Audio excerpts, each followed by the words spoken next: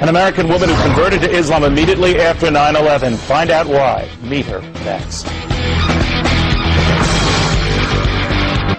Well, she was the girl next door, blonde hair, blue eyes, a practicing Catholic. But after 9/11, she found herself drawn to Islam, a religion she says empowered her. What does she think of radical Islam and the folks who want to kill us? Angela Collins is the director and principal of the Al-Rida Academy. It's a school for Muslim children in Southern California. Thank you for joining us. Thank you. Assalamu alaikum. Tell me a little bit about why and how you made this transformation.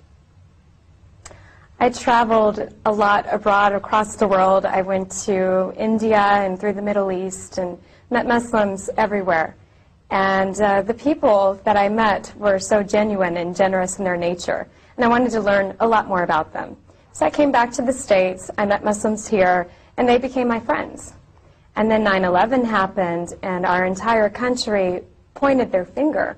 They blamed Muslims, of course. And I had an opposite experience of knowing these people, so I spoke out against it. But then, of course, I'm challenged, and people want to know what Islam really teaches, and I didn't have that knowledge. So what I did is I picked up a Quran, and I started reading, of course thinking, here's a book that discriminates against women, does not give them their equal rights, is not fair and divided. But I found exactly the opposite after reading the direct source and the direct word of God. And after that, I took my Shahada and I converted to Islam.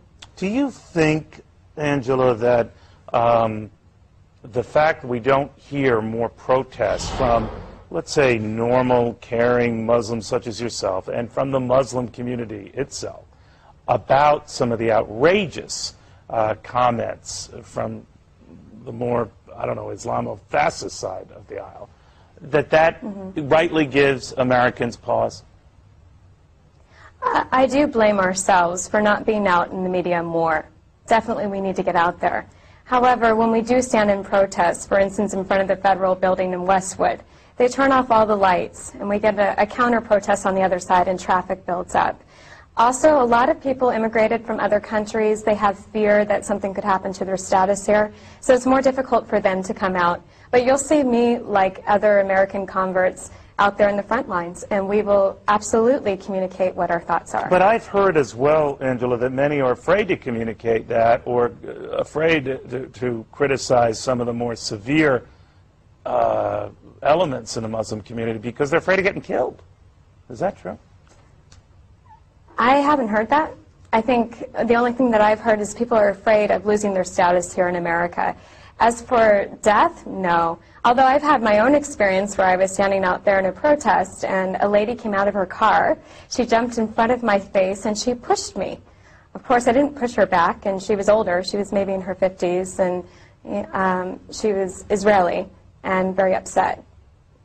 I just figured she was responding with her emotions, but I didn't react. But you know, there are a lot of, we're showing a picture of you, Angela, before you made this transformation and became a practicing Muslim, and a lot of young women who would be looking at you now versus then would say, all right, she's covered herself up, she seems to have given away a lot of herself for religion we don't understand and somehow seems detrimental to women. You're saying that's not the case? No, absolutely not.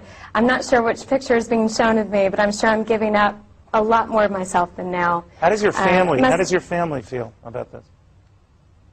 My family, at first it was difficult, but now they're extremely supportive. We have conversations. We talk about terrorism all the time.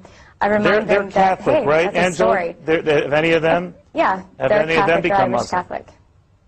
No, they haven't. Okay. No. Angela, thank you for joining us in Irvine, California. Angela Collins. Thank you.